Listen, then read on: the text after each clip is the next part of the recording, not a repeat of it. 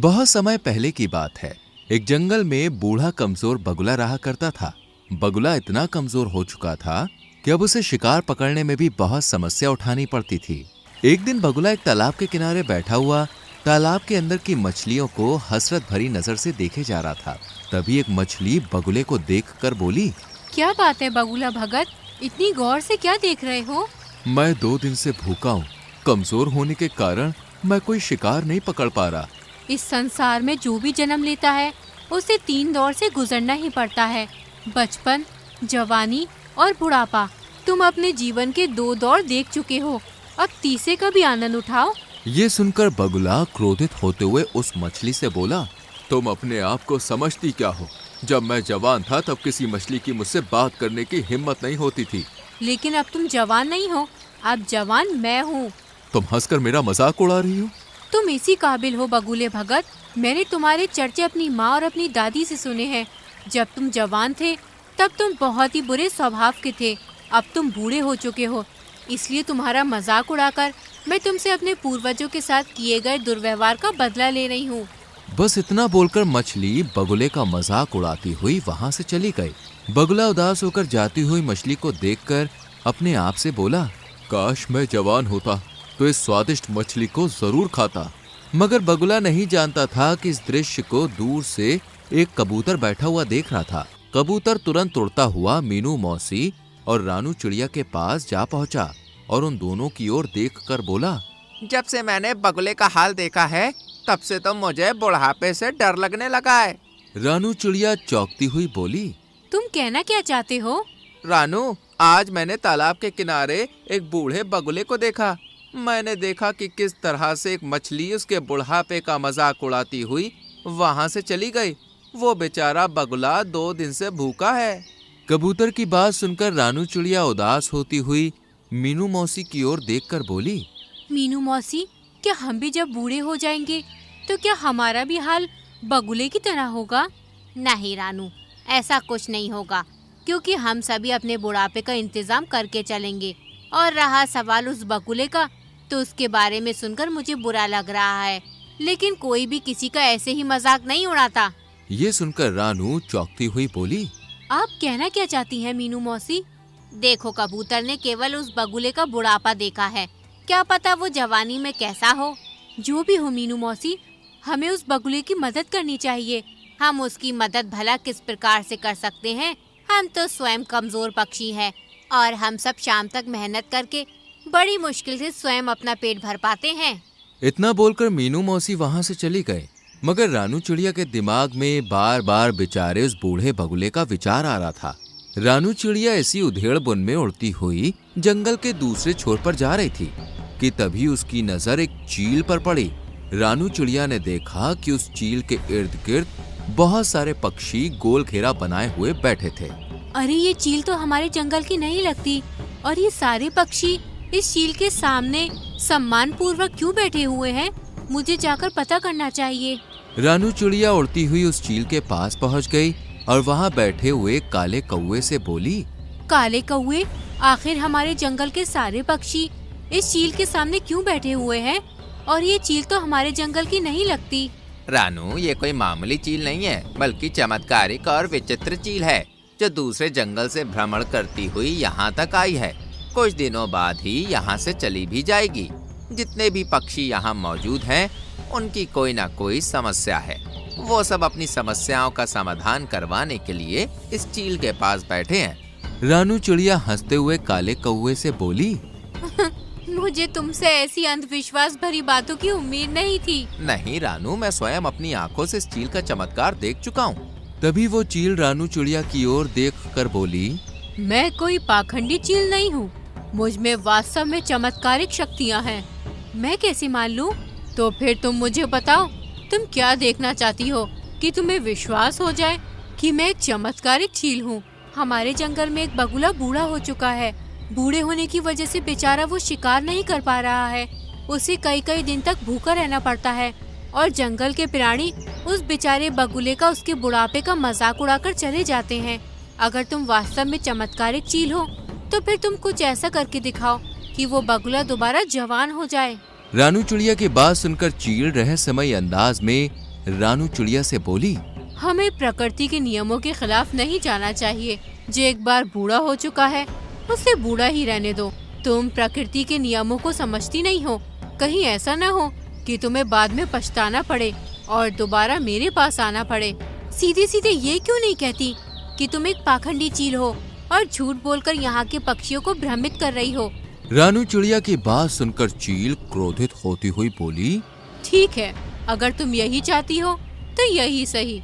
इतना बोलकर उस चील ने जमीन में रखा हुआ एक दाना रानू चिड़िया के पास फेंक दिया और रानू चिड़िया से बोली, ये एक चमत्कारिक शक्तियों का अभिमंत्रित किया हुआ दाना है।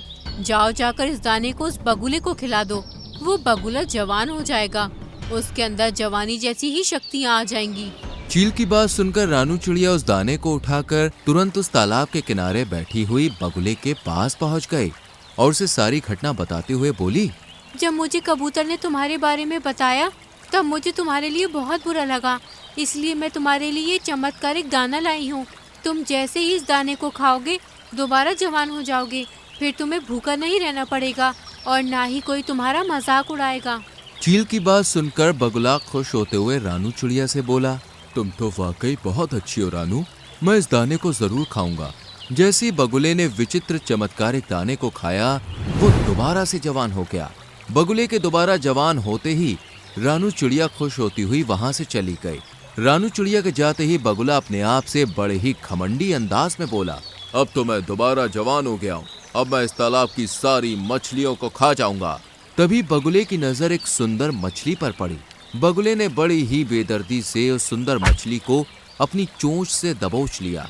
सुंदर मछली बगुले से बोली, मुझे छोड़ दो। नहीं, तुम तो मेरा भोजन हो और केवल तुम ही नहीं बल्कि तालाब में रहने वाली सभी मछलियां मेरा भोजन है, मैं सबको खा जाऊंगा।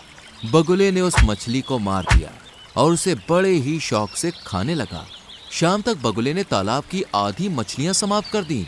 जो मछलियां उसे स्वादिष्ट लगती वो उसे खा जाता और जिन मछलियों में उसे स्वाद नहीं लगता तालाब के किनारे उन्हें फेंक देता और वो मछलियां तड़प तड़प कर मर जाती। अगले दिन कबूतर अपने पुत्र जो कि एक बच्चा था उसके साथ वहां से गुजर रहा था। कबूतर अपने पुत्र को उड़ना सिखा रहा था। तभी उसकी नजर बगुले पर पड़ी जो कि जवान हो चुका था। कबूतर अपने बेटे के साथ तुरंत उस बगुले के नजदीक पहुंच गया। तुम्हें जवान देखकर मुझे बहुत ही अच्छा लग रहा है।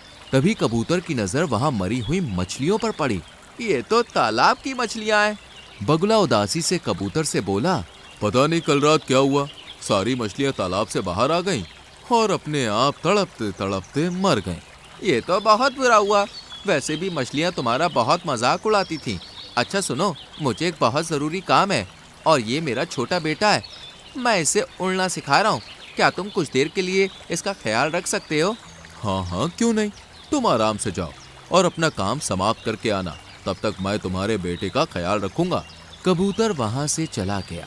बगुला कबूतर के उस नन्हे बच्चे को गौर से देखने लगा। सच तो ये था कि उसके मुंह में पानी आ रहा था। वो मन ही मन में बोला, जब मैं जवान था तब मैं कबूतरों का मांस बड़े ही शौक से खाया करता था। कबूतर का मांस मेरा पसंदीदा मांस था। खैर कोई बात नहीं, अब मैं दोबारा जवान हो गया हूँ, क्यों ना मैं इस कबूतर के बच्चे का मांस चख लूं। तभी वो कबूतर का बच्चा बड़ी मासूमियत से बगुले से बोला, क्या हुआ, आप मुझे इतनी गौर से क्यों देख रही हैं? तुम्हें देखकर मेरी भूख और बढ़ती जा रही है। इतना कहकर बगुले ने अपनी चोंच से उस कबूतर के बच्चे को बड़ी ही बेदर्दी से मार दिया और उसे खा गया।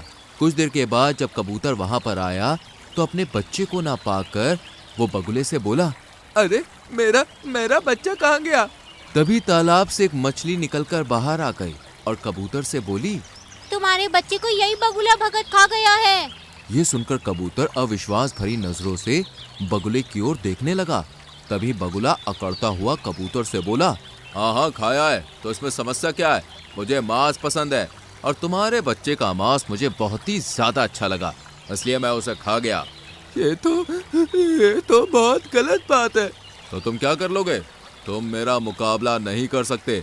समझ गया, इसका मतलब इस तालाब के अंदर रहने वाली मछलियों को भी तुम नहीं मारा है। इतना बोलकर कबूतर उड़ते हुए रानू चिड़िया के पास पहुंच गया और उसे सारी घटना बताते हुए बोला, मुझसे बहुत बड़ी भूल हो गई रानू चिड़िया, वो बगुला बूढ़ा ही सही था।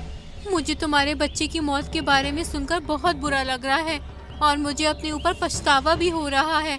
उस चील ने बिल्कुल सही कहा था, हमें प्रकृति के नियमों के साथ छेड़छाड़ नहीं करनी चाहिए। चलो मेरे साथ। रानू चिड़िया कबूतर के साथ उस चील के पास पहुंच गई और सारी घटना बताती हुई बोली, मुझे क्षमा कर दो चील, मैंने तुमसे कहा था परंतु तुमने मेरी बात नहीं मानी। खैर अभी भी कुछ नहीं बिगड़ा। इतना बोलकर उस चील ने एक और दाना रानू चिड़िया के सामने फेंक दिया। इस दाने को उस बगुले के ऊपर फेंक देना, वो दोबारा बूढ़ा हो जाएगा। रानू चिड़िया तुरंत उस दाने को लेकर उस बगुले के पास पहुंच गई और ऊपर से उसने वो दाना बगुले के ऊपर फेंक दिया। दाना शरीर से स्पर्श होते ही बगुला फिर से बूढ़ा हो गया। अरे ये मेरे साथ क्या हो रहा है? मैं तो फिर से बूढ़ा हो गया। तभी रानू चिड़िया क्रोधित होती हुई बगुले से बोली, तुम बूढ़े ही अच्छे लगते हो बगुले, जो मैंने भूल की थी उसे मैंने सुधार दिया। इतना बोलकर रानू चिड़िया वहां से चली गई और बगुला दोबारा बुढ़ा और कमजोर हो गया। तो दोस्तों, कैसी लगी आपको हमारी ये कहानी? अगर कहानी अच्छी लगी हो तो वीडियो को लाइक कीजिएगा, चैनल को सब्सक्राइब कीजिएगा और हाँ, कहानी अपने दोस्तों के साथ शेयर करना तो बिल्कुल मत भूलिएगा। मैं आपको मिलूंगी अगले वीडियो में किसी नई कहानी, नई सीख के साथ। तब तक के लिए बाय बाय।